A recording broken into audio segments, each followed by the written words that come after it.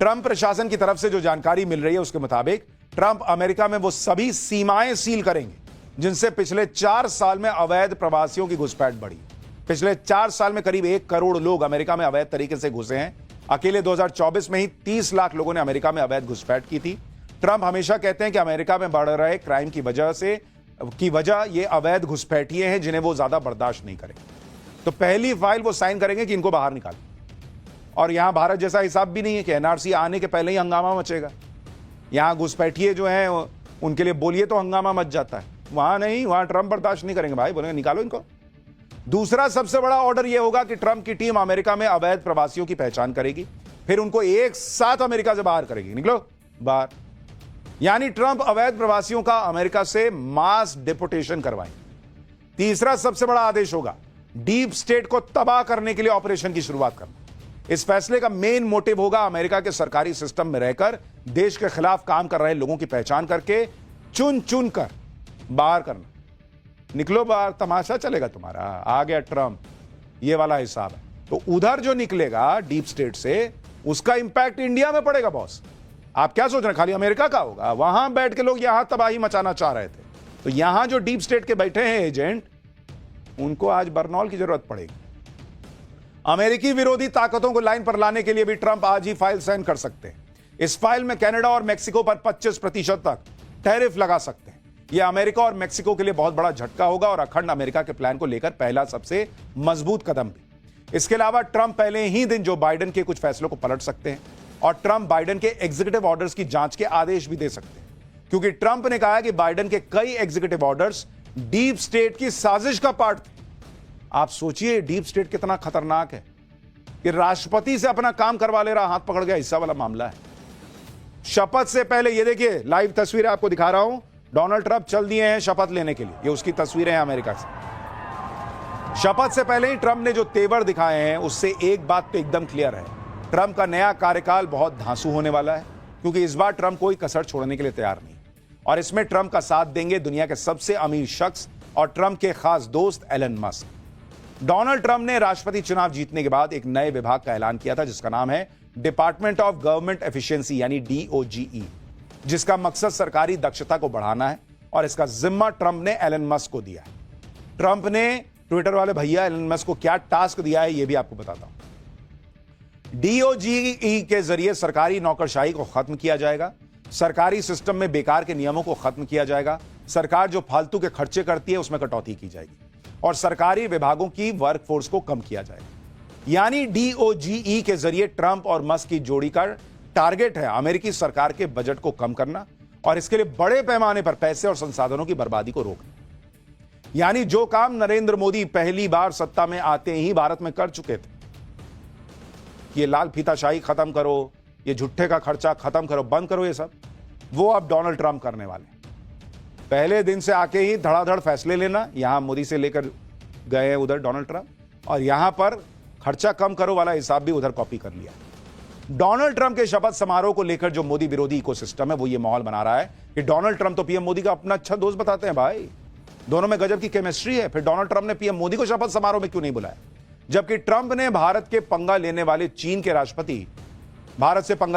के राष्ट्रपति Xi Jinping को न्योता दिया है। पीएम मोदी के खिलाफ इस तरह की बातें करने वालों को शायद कूटनीति की समझ नहीं।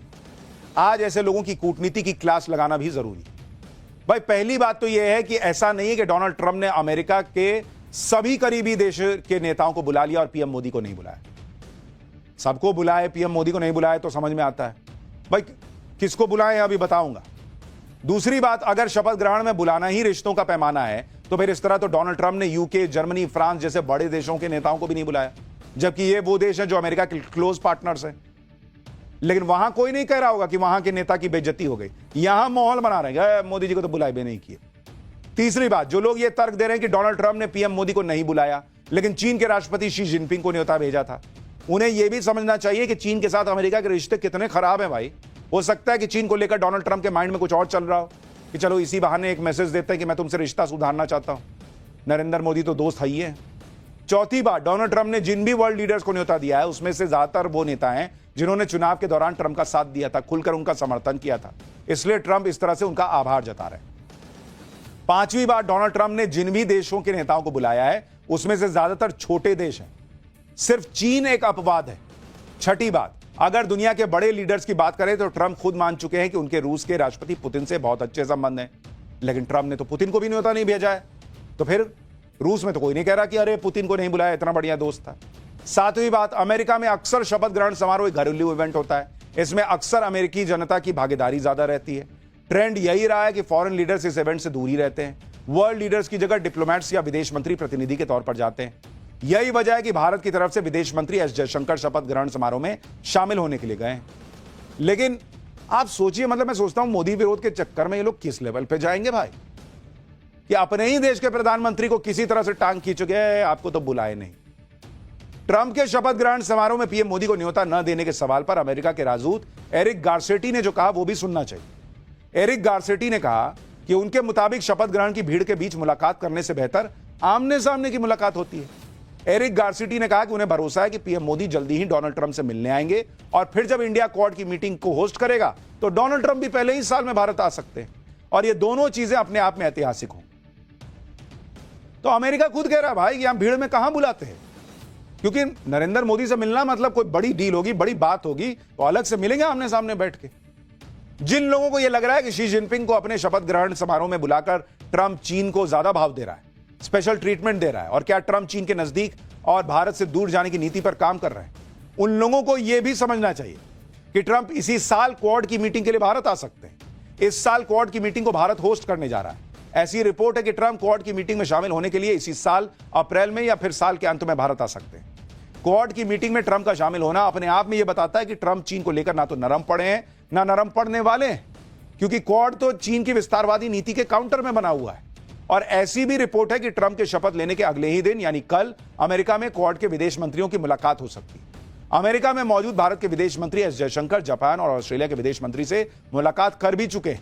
इसके अलावा ऐसी भी रिपोर्ट है कि डोनाल्ड ट्रंप के न्योते पर पीएम मोदी इसी साल मार्च से मई के बीच अमेरिका जा सकते हैं, जहां वो ट्रंप से 1-to-1 मुलाकात कर सकते हैं। तो सोचिए आप, इधर ट्रंप सत्ता संभालेंगे, उधर चीन को काउंटर करने के लिए क्वाड के विदेश मंत्रियों की मीटिंग होगी। फिर भी माहौल बनाया जा रहा है, चीन को बुला लिया, मोदी जी को नहीं बुला। इसी में खुश हो लो तुम, और क्या है। मोदी विरोध में कुछ लोग इतने बह जाते हैं ना कि वो ट्रंप और मोदी की दोस्ती और उनकी जुगलबंदी तक को नजरअंदाज कर देते हैं। जबकि एक नहीं कई बार ट्रंप डंके की चोट पर खुद को पीएम मोदी का दोस्त बता चुके हैं। ट्रंप मोदी के दोस्त भी हैं, उनके जबरदस्त फैन भी हैं।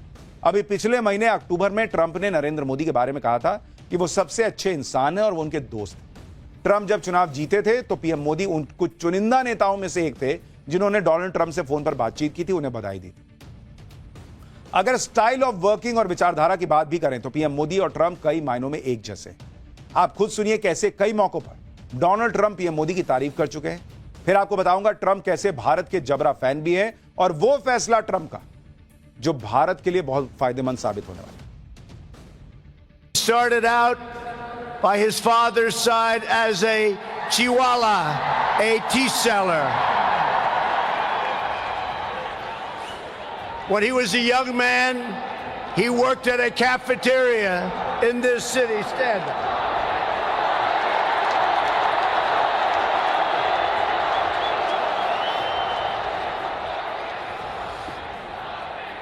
Everybody loves him, but I will tell you this, he's very tough.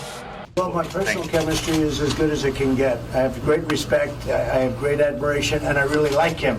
That's another thing. And he's a great gentleman and a great leader. And I remember India before, now not intimately, but I remember India before, and it was very torn. There was a lot of dissension, a lot of fighting, and he brought it all together. Like a father would bring it together. And maybe he's the father of India.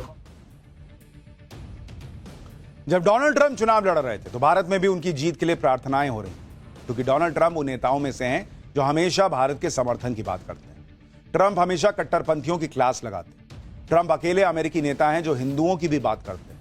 Trump एक नहीं कई बार कह चुके हैं कि वो भारत और हिंदुओं से प्यार करते हैं। डोनाल्ड ट्रंप अमेरिका के इकलौते नेता हैं जिन्होंने बांग्लादेश में हिंदुओं पर होने वाले अत्याचारों के खिलाफ खुलकर बोला था। ट्रंप कई मौकों पर हिंदुओं की तारीफ कर चुके हैं। ये आपको लाइव तस्वीरें भी साथ साथ दिखाता चल रहा हूं। ट्रंप ने कहा था कि वो हिंदुओं के फैन हैं, हिंदू बहुत शानदार होते हैं। एक बार सुनिए भारत और हिंदुओं को लेकर ट्रंप क्या कह चुके हैं, इसका क्या मतलब है बांग्लादेश के लिए आने वाले वक्त में वहां क्या हो सकता है। और ट्रंप के आने से कैसे वर्ल्ड ऑर्डर बदलने वाला है ये बताऊंगा, लेकिन पहले एक बार ट्रंप को सुनिए। We had a great relationship with the Hindus, as you know, and with Chali, and with your Prime Minister, with India. And we did something in Houston, do you remember? Right? That's right.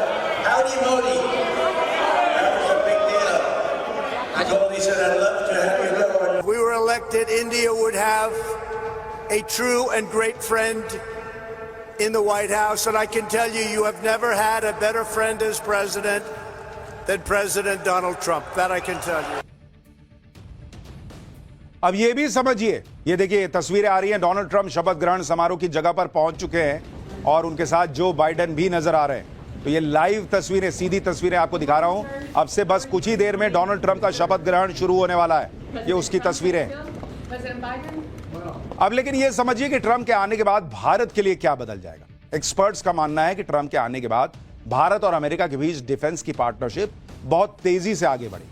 खबर यह है कि पिछले हफ्ते ही America और भारत के बीच defence deal को लेकर उच्च स्तरीय बैठक हुई है, जिसमें यह चर्चा की गई है कि भारत और अमेरिका कैसे अपनी डिफेंस पार्टनरशिप को और बढ़ाएंगे।